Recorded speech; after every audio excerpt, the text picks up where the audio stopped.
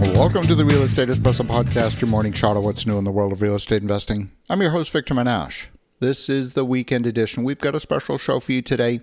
Today's show is an excerpt on a webinar I held earlier this month on the use of AI in real estate. Enjoy today's segment on how you can apply AI in ways that maybe you haven't thought of. Well, good evening, everyone. We're here to talk about AI this evening, and I'm excited for this conversation because I've got a number of use cases that are, I think, going to be very important for you as real estate investors. Now, this is the second in our webinar series on using AI in the world of real estate. Last time we talked about the importance of setting context for AI. AI tools are great at content, but they're dreadful at setting context. So unless you have the appropriate context set for your project, you're really going to get kind of random results. So we're going to dive into this tonight. We've got some great things coming up for you. Okay, let me share the screen here. And what we're going to start with, hopefully this shows correctly. Here we go. So when we are talking to any language model, this one happens to be ChatGPT, what you see is a prompt that says, ask me a question. And when you see this, what you really have is a brand new employee on their first day on the job. They know absolutely nothing about you or about your business. And every time you open a chat window, this is what you've got. This is the image, the visual that I want you to maintain at the forefront of your mind every time you ask a question. This is what you got. So it's not just about Google or OpenAI or Anthropic training the language models in terms of the knowledge of the universe. It's also about you training the AI tools about your business. That's part of setting context, and that's going to be most of what we're talking about tonight. And I'm going to show you some pretty cool things. But before we do, I'm going to show you something that's kind of simple that is going to be a bit of a productivity hack for you. I know some of you have Android phones. Some of you have iPhones. And we want to be productive on the move. But this image, of course, you cannot really do that when you're stuck in traffic. You've got to be hands-free. And let's face it, Siri is, well, maybe a little bit behind. So if that's all you got, then you're not really going to be very productive. Now, there is integration into CarPlay on the iPhone that is now become available such that both ChatGPT and Perplexity now have iPhone apps that work with CarPlay. So you can literally click on ChatGPT and you can put it in audio mode. And you can start asking it questions and being productive while you're driving. Maybe there is not a podcast or something or an audiobook that you want to listen to while you're driving. You can actually get to work by simply interacting with an AI tool. If you happen to have Google Workspace in your business, if your email is hosted by Gmail, then you have Gemini essentially bundled for free as part of Google Workspace. But Gemini is not yet available in CarPlay. However, you can kind of cheat and you can make it available as a widget. So if you search on how to set up a widget, you can set up all kinds of different widgets in CarPlay, like the weather and various other things. You can set this up so that you can interact with Gemini hands-free. It will recognize your voice and answer all your questions. The other thing you want to think about from a mobile perspective is, are there things that you might have had going on your desktop and now you happen to have your mobile device with you away from your desk? Well, there are new capabilities available now also to help you with that. So if you happen to be using Claude within the mobile app, if you look partway down the left-hand side here, you'll see this thing called Dispatch. Dispatch connects your mobile device with the Claude Cowork app on your desktop computer. Whether it's a laptop, desktop computer, doesn't matter. And so you can literally start jobs that are running on your main computer from your mobile device, and you can manage those autonomously. In fact, part of the presentation for tonight, I started this a few days ago and happened to be driving, happened to have a long drive. And so this is one of the prompts that I actually put in to start some of the background work for today's presentation. So I'll show you that in a few moments. If your flavor is more ChatGPT and OpenAI's products, Codex is the desktop app, and it has some things that it's better at, some things that it's worse at compared with Claude Cowork. But here too, you can access Codex from the ChatGPT mobile app. So you can start jobs running from your mobile device. So this is a way for you to be connected to the office even when you're not. Maybe that's an anchor for some of you and you don't want to be. That's fine. You can always turn it off. But if you want to be connected, the capability is there. Okay? Well, let's talk about one of the key problems with AI, and that is assessing accuracy. Accuracy matters in general, but it certainly matters in certain critical functions, whether we're talking about legal, whether we're talking about healthcare or finance. For those of us in the real estate business, well, it kind of touches at least two out of those three, legal and finance. So accuracy matters, and this is where context becomes important. You want to have business systems that are nice and organized, and everything is as it should be. Everything is version controlled, and you're making sure that you're working with the right version of every document. And that is not always the reality. Sometimes this is what you got. Sometimes it's a plate of spaghetti and you have the wrong version. Within our company, we call that the disease of versionitis because you're working off of something that is not current. Maybe it's a different revision of a document. Someone sent you the wrong thing by email and you don't have a single source of truth. It's super important to have underlying control of your data structure in general, because you'll screw it up if you're just using, people to work on these documents. But if you now compound that with an AI tool that, quite frankly, doesn't know the difference, it will make mistakes with the same confidence that it does things correctly. And so then at that point, the effort to unwind that mistake is many times the effort than compared with if you had done the work correctly to begin with. Sometimes this is called the Pareto principle.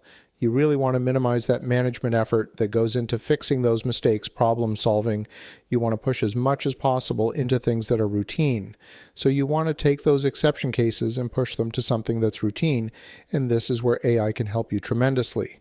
Now, there are some folks that say, well, I subscribe to ChatGPT, and someone else will say, I subscribe to Gemini, and so on. And I don't personally have any religion around any of these. I use them all. The fact is that some of them are better than others. I'm going to give you an example of something that I tried. In fact, it was some of the research for today's podcast episode where in particular I wanted to find out what the default rate was right now for loans that are underwritten by Fannie Mae for multifamily apartments. I thought that would be interesting, and maybe I could compare that to what was happening in 2008, see if it's better or worse, the same. Is there any comparison? And quite frankly, Gemini couldn't handle the question. So I said, okay, let's try something else. At first, ChatGPT failed because I was not diligent enough in terms of how I asked the question. So then I asked it a better question, and then it actually gave me some good data. So it's not just which tool you're using, you also still have to ask the right question.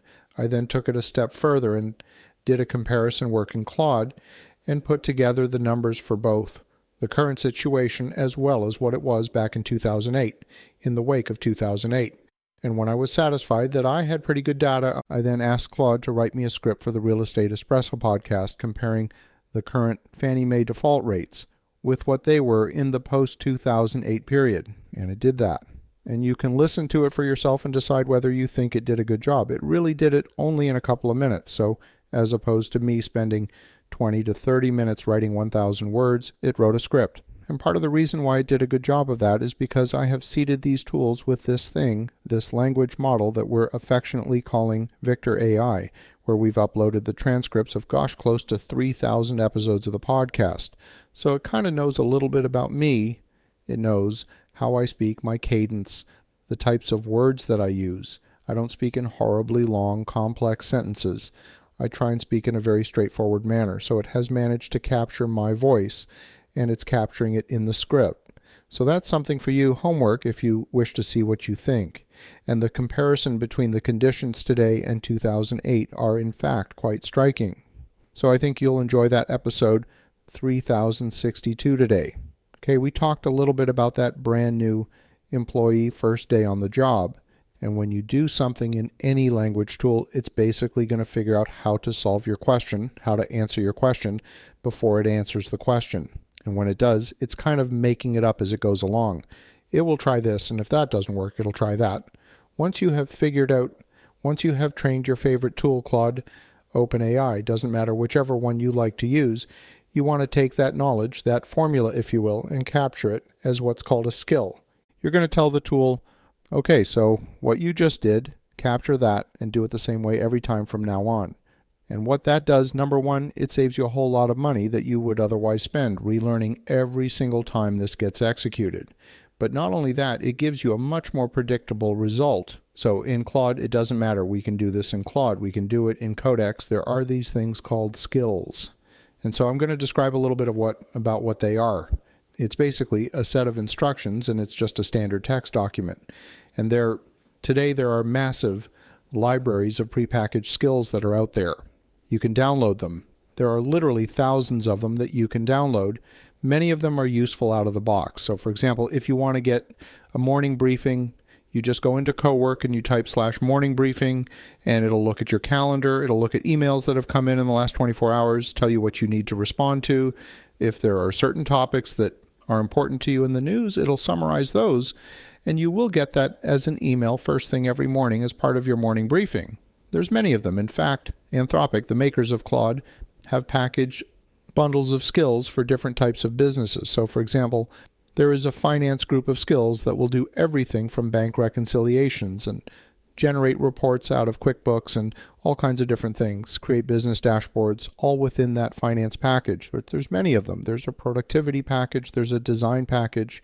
You can explore those. You'll find literally hundreds and hundreds of them. Some of them can be triggered, for example, based on time of day, or so that's kind of like the alarm clock trigger, or sometimes it can be triggered based on an event, kind of more like a doorbell. When the doorbell rings, then something happens. So these are all things that can make a part of the skills universe. So how do they work?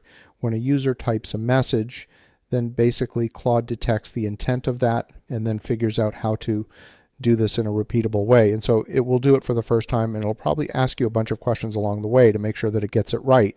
And then when it's done, it'll capture it as a skills file. And then, of course, if you are not happy with it, if there's something that wasn't quite right, you say, I need you to modify the skill. This wasn't quite right. Go fix this. And then update the corresponding skill file, and it will do that. So as I mentioned, there's all kinds of different skills libraries that are available. They're available also in ChatGPT, in the Codex application, and so I encourage you to get to know these as well. I'm going to show you something that was really born out of necessity. This was the result of a conversation that I had with someone in our finance team. And we were late paying property taxes on one of our properties. It's not because we didn't get the bill. We did, and it got forwarded to the right place. But anyway, it just got missed, and the conversation went something like this. It was like, Victor, property taxes are the bane of my existence. You know, they're all on different timetables. Sometimes it's once a year. Sometimes it's payment in advance. Sometimes payment in arrears. Sometimes it's 3 times a year. Like they're all different. Different deadlines for the tax assessment. It's just a lot to keep track of. So I said, I wonder if this is something that could be easily solved. So I went into all of my favorite AI tools and asked this question. I said, I own a number of properties across several states and communities, and they all have different schedules and due dates for property taxes. If I provide you a list of these properties in an Excel spreadsheet with the addresses, could you in fact create a skill to add the property ID to the spreadsheet and then research the tax assessment and create a global dashboard for the whole company with all of the due dates for everything in the portfolio? And then ask me some questions if you know what you need to do. So I gave it a list of addresses. This was my test case. I gave it 5 addresses from different properties. This is not nowhere near the entirety of our portfolio, but just a few sample addresses. And then it asked me a bunch of clarifying questions, so I answered those. These were my answers. I said, I expect about 20 properties. The spreadsheet will have the address and the city. They're owned by different entities. It's in different states. I want all of the relevant data, including the assessed value of the property taxes, the installment dates, and the installment amounts. Put it in an Excel spreadsheet for the whole year, and then you can use browser automation, that's important, which we'll get to in a moment, to scrape the county assessor websites. So I first tried this with Claude, and sorry for the eye chart here, but what happened is Claude got stuck.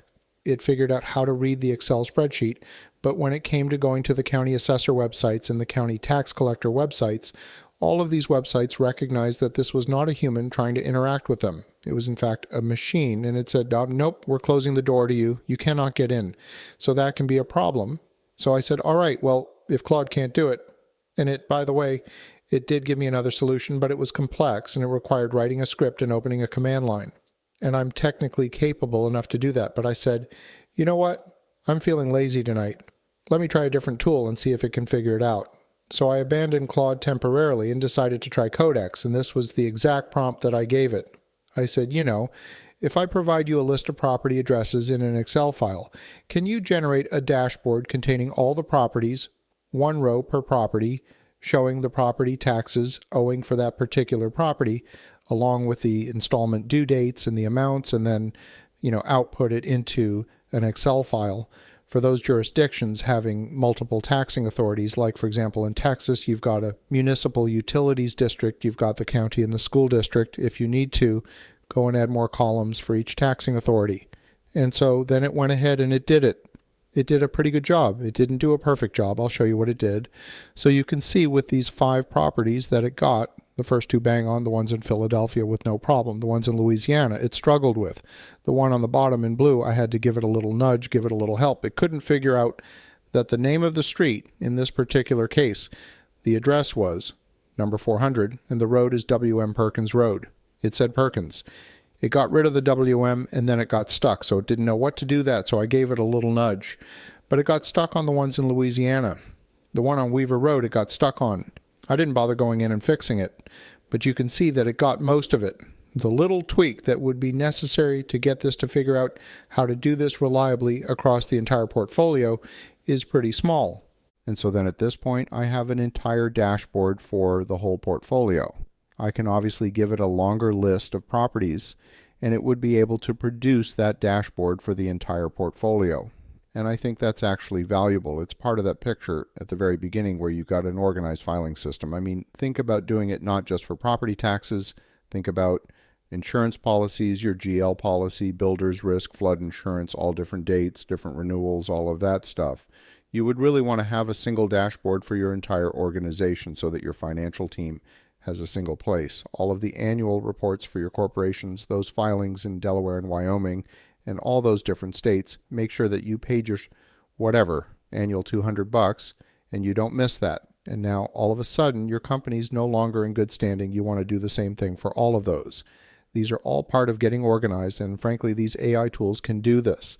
It can make light work out of all of that and really help get your business organized. So then after I did this, I then said, okay, take what you've learned and write a generalized skill. So then it took that and says, okay, I've created a skills file, which is now reusable. And now we have a formula that's going to be useful for every single time that you do this. And this is just an example. There's many of the ways that you can use skills to create power in your organization. You can do things on an as needed basis where you invoke the skill manually. You can base it on a particular set of conditions. You might run a skill weekly. For example, I'm using skills right now in my wife's business where she has close to 20 staff working for her, and we're making sure that all of their systems are in fact being run. And so we're using it as a QA tool. We're using it for financial reconciliation, and that's something that runs nightly, and it's something that runs every 2 weeks with the biweekly payroll to make sure that all of the timesheets are in and all of that kind of stuff, the clients that were supposed to be billed. If they haven't been billed, why not? There's follow-up. All of those sorts of things are now getting automated. At least the intervention is getting automated, where before it required manual exception handling by management, which of course is like 10 times the effort compared with the success case. So those are some of the thoughts that I wanted to share with you tonight. There's many more examples that I could show.